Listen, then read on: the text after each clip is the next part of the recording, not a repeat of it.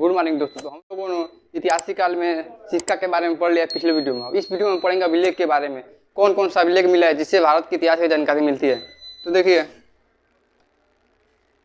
जो ऐतिहासिक काल है, ऐतिहासिक काल के जो पुरातात्विक शास्त्र के सिक्का है, सिक्का के बारे में हम लोगों ने पढ़ लिया पिछले वीडियो में। हम इस वीडियो में पढ़ते हैं अभिलेख के बारे में। जो अभिलेख है, विभिन्न भारत में बहुत से जगहों पर अभिलेख मिला है। तो अभिलेख में भी कई प्रकार के होते हैं, जैसे जो पत्थरों पर लिखा हुआ होता है उसे अभिलेख कहते हैं। लेकिन इसमें भी कई प्रकार होते हैं, जैसे जो खंबे के समान ऊंचे पत्थरों पर लिखा हुआ है, जो खंबे के समान इस तरह ऊंचे पत्थरों पर लिखा हुआ है उसको स्तंभ लेख कहते हैं। लेकिन जो इस तरह पत्थर पर लिखा हुआ है, कहीं भी पत्थर बड़े बड़े पत्थरों पर लिखा हुआ है उसको कहते हैं अभिलेख, उसको शिलालेख कहते हैं। देखिए, जो हाथी गुफा अभिलेख है, हाथी गुफा अभिलेख उड़ीसा में मिला है और इसमें कलिंग राजा खारवेल की चर्चा है। कलिंग पे जो युद्ध हुआ है, कलिंग वाला युद्ध, उसकी युद्ध की चर्चा है हाथी गुफा अभिलेख में, जो उड़ीसा में है।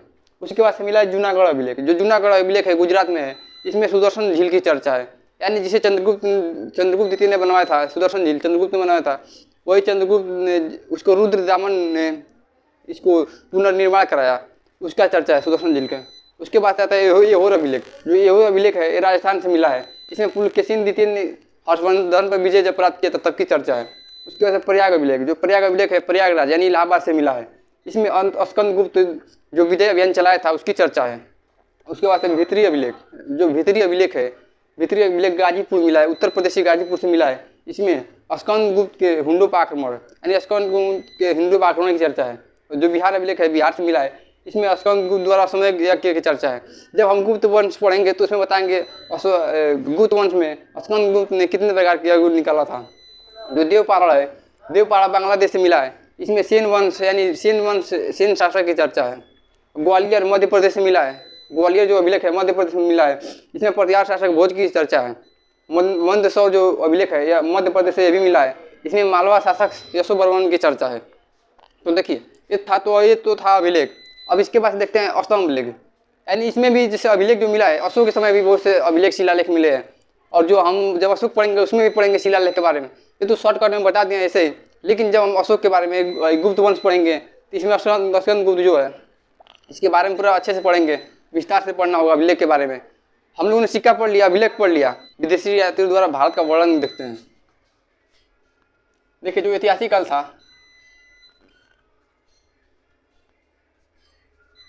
ऐतिहासिक काल, इसमें कितने सारे स्रोत मिले हैं। एक था पुरातात्विक स्रोत। जो पुरातात्विक स्रोत था, पुरातात्विक स्रोत में हम लोगों ने पढ़ लिया है, सिक्का पढ़ लिया और अभिलेख पढ़ लिया। पुरातात्विक स्रोत में हम लोगों ने सिक्का और अभिलेख तो पढ़ लिया। अब हम देखते हैं जो विदेशी यात्री आए, विदेशी यात्री।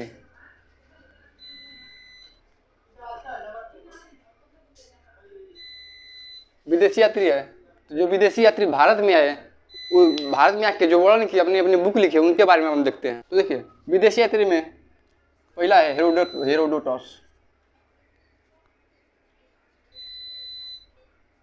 जब हेरोडोटस भारत में आया था तो हेरोडोटस ने एक पुस्तक लिखा, उस पुस्तक का नाम है हिस्टोरिका।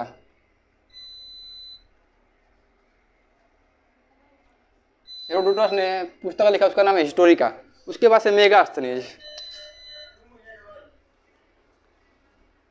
जो मेगास्थनीज है, मेगास्थनीज के जो पुस्तक है उसके पुस्तक का नाम है इंडिका।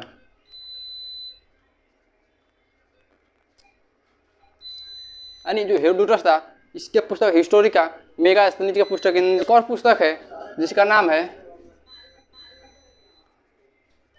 पेरिप्लस ऑफ द एरिथीम सी। यानी जो पेरिप्लस ऑफ द एरिथीम सी है, इसको पता नहीं कौन लिख के चला गया, अपना नाम भी नहीं लिखा है, यानी इसीलिए इसको अज्ञात कहते हैं। इस पुस्तक को जो लिखा है अपना नाम लिखा नहीं है। उसके बाद से है टामली। जो टामली है, टामली द्वारा लिखा गया पुस्तक है ज्योग्राफी का।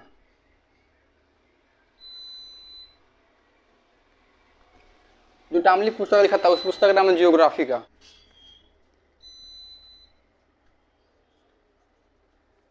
जो फ्लिनी है, प्लिनी का जो पुस्तक है नेचुरल हिस्टोरी का,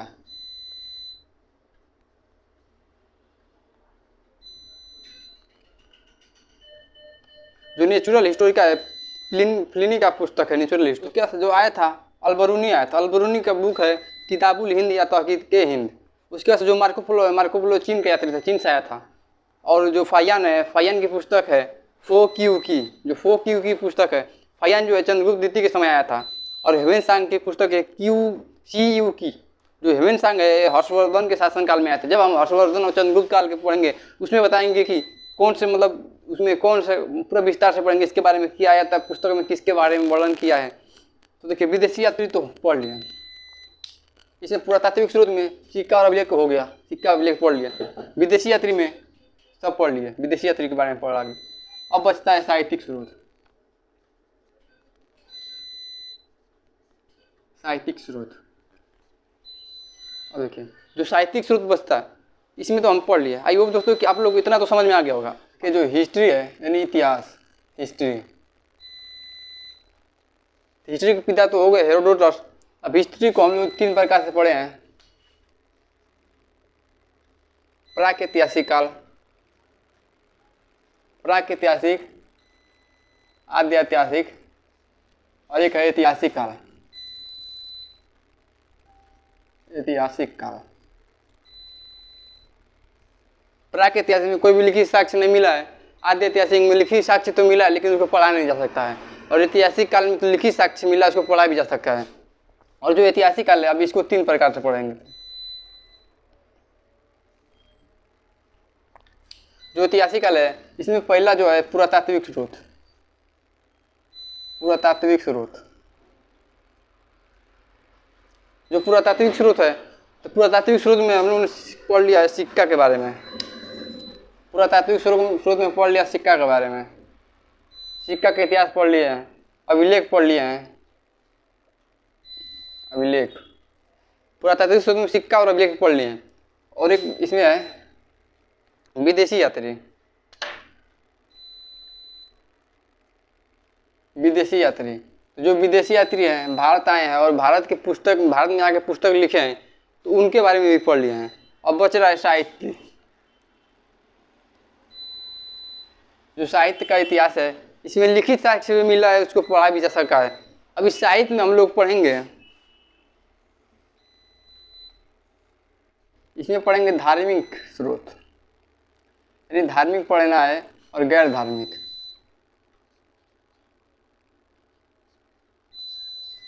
और गैर धार्मिक में धर्म से रिलेटेड नहीं है।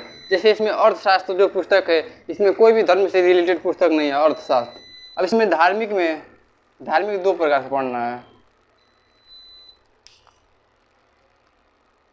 एक है गैर ब्राह्मण और ब्राह्मण। अब जो गैर ब्राह्मण है, गैर ब्राह्मण में हम लोग पढ़ेंगे जैन और बौद्ध के बारे में। तो जो जैन है, जैन धर्म है, जैन धर्म में क्या की थी?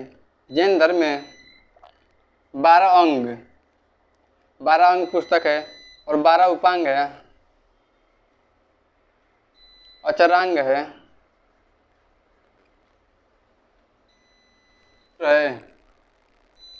और इसमें भगवती सूत्र पढ़ना है, भगवती सूत्र और कल्प सूत्र, भगवती सूत्र और कल्प सूत्र। गैर ब्राह्मण में जैन और बौद्ध के पढ़ेंगे। जैन में 12 उपांग होते हैं, अचरांग सूत्र, भगवती सूत्र और कल्प सूत्र होते हैं। आप देखते हैं बौद्ध साहित्य के बारे में, तो बौद्ध के बारे में यहाँ पे देखें। जो गैर ब्राह्मण है, गैर ब्राह्मण में जैन तो पढ़ लिए, अब पढ़ते हैं बौद्ध के बारे में। जो बौद्ध है, तो बौद्ध में 3 पिटक मिले हैं। बौद्ध के 3 पिटक मिले हैं, सुत्त पिटक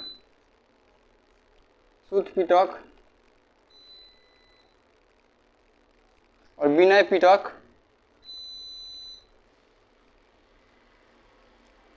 सुत्त पिटक, विनय पिटक और अभिधम्म पिटक। अभिधम्म पिटक। जैन में 12 अंग, 12 उपांग, अचरांग सूत्र, कल्प सूत्र, भगवती सूत्र मिले हैं। पिटक है शुद्ध पिटक जो है सबसे बड़ा पिटक है और इसे बौद्ध धर्म की इंसाइक्लोपीडिया कहते हैं। यानी शुद्ध पिटक जो सबसे बड़ा पुस्तक है बौद्ध धर्म की इंसाइक्लोपीडिया कहते हैं। जो विनय पिटक है, विनय पिटक एक छोटा पिटक है, इसमें बौद्ध धर्म में प्रवेश की चर्चा है। जब बौद्ध धर्म अपनाने में जो प्रवेश करते हैं बौद्ध धर्म में, तो उसमें प्रवेश की चर्चा आएगी। शुरू में क्या क्या करना होता है। धम्म पिटक, अभिधम्म पिटक में महात्मा बुद्ध के धार्मिक विचारों की चर्चा है। अभिधम्म पिटक में पुस्तक मिला है, इसमें जातक पुस्तक मिला है। जो जातक पुस्तक है, महात्मा बुद्ध के 200 कहानियाँ है जातक पुस्तक में। महात्मा बुद्ध के 200 कहानियाँ और इसमें ललित विस्तार मिला है पुस्तक। ललित विस्तार, ललित विस्तार मिला है। महात्मा बुद्ध के पूरे जीवनी के है, महात्मा बुद्ध की जीवनी है। यानी महात्मा बुद्ध के जीवन में जन्म से लेकर पूरा मृत्यु तक के पूरी कहानी है ललित पुस्तक में। और इसमें एक और मिला है, और है अंगुत्तर निकाय। जो अंगुत्तर निकाय है, अंगुत्तर निकाय में 16 महाजनपद है। अब हम इसके बारे में जो वैदिक काल पढ़ लेंगे, उसके बाद महाजनपद पढ़ेंगे। इसमें अंगुत्तर निकाय पुस्तक में 16 महाजनपद की चर्चा है। देखिए, इतिहास में प्राक आदि ऐतिहासिक काल। अब ऐतिहासिक काल में पुरातात्विक स्रोत पढ़ लिए, सिक्का और अभिलेख के बारे में। फिर विदेशी आदि पढ़ लिए। अब साहित्य में धार्मिक और गैर धार्मिक पढ़ना है। अब धार्मिक में गैर ब्राह्मण और ब्राह्मण हो गया, गैर ब्राह्मण और ब्राह्मण। अब गैर ब्राह्मण में जैन और बौद्ध। जो जैन है, जैन में 12 अंग है, 12 उपांग है, अचारांग सूत्र, भगवती सूत्र और कल्प सूत्र है। और वहीं पे बौद्ध धर्म में शुद्ध पिटक मिला है, विनय पिटक मिला है और अभिधम्म पिटक मिला है। जो शुद्ध पिटक है सबसे बड़ा पिटक है और इसमें बौद्ध धर्म के इंसाइक्लोपीडिया कहते हैं शुद्ध पिटक को। जो विनय पिटक है एक छोटा पिटक है, विनय पिटक छोटा पिटक, इसमें बौद्ध धर्म में प्रवेश की चर्चा है। अभिधम्म पिटक है, देखिए इसमें जातक पुस्तक एक मिला है, जातक ग्रंथ है, जातक ग्रंथ। इसमें महात्मा बुद्ध के 200 कहानियाँ हैं। और एक ललित विस्तार, इसमें जीवनी है, महात्मा बुद्ध के जो है पूरी जीवनी इसमें लिखा गया ललित विस्तार में। एक और मिला है अंगुत्तर निकाय जो पुस्तक है। इस अंगुत्तर निकाय में 16 महाजनपद की चर्चा है अंगुत्तर निकाय में। अब हम लोग पढ़ते हैं वेद के बारे में। वेद पढ़ेंगे, फिर वेद पढ़ेंगे, तो हम लोग पढ़ते हैं वेद के बारे में।